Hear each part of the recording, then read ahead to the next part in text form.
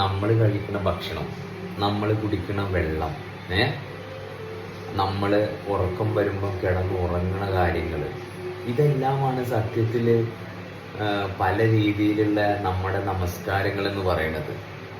എന്നാൽ ഈ ചെയ്യുന്ന നമസ്കാരങ്ങൾ എന്തിനു വേണ്ടിയിട്ടാണ്? ഈ 5 നേരം നമ്മൾ കഴിക്കുന്ന ഭക്ഷണം, നമ്മൾ കുടിക്കുന്ന വെള്ളവും ഈ നമസ്കാരങ്ങൾ നമ്മൾ ചെയ്യുമ്പോൾ ഇതിൻ്റെ ഇടയിൽ ഒരു നേരം ഭക്ഷണം കഴിക്കുന്നത്, അതിൻ്റെ ഇടയിൽ തന്നെയാണ് നമ്മൾ നോമ്പെടുക്കുന്നത്. കാരണം അപ്പം ഭക്ഷണം കഴിക്കണില്ലല്ല.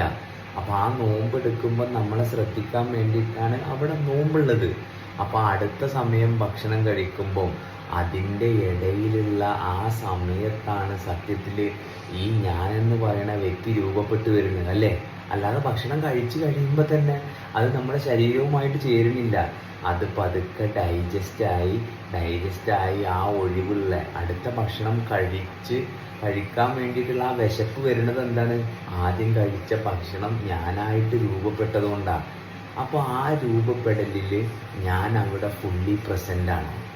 ഇതിനും വേണ്ടിയിട്ടാണ് അവിടെ നമ്മളോട് ശ്രദ്ധിക്കാൻ പറയുന്നത്. കാരണം വയറ് നിറയുമ്പോൾ പിന്നെ നമ്മളെ ശ്രദ്ധിക്കാതെ നമ്മൾ രൂപപ്പെട്ട് വരുന്ന അവസ്ഥയുമായിട്ട് ആർക്കും ബന്ധമില്ല.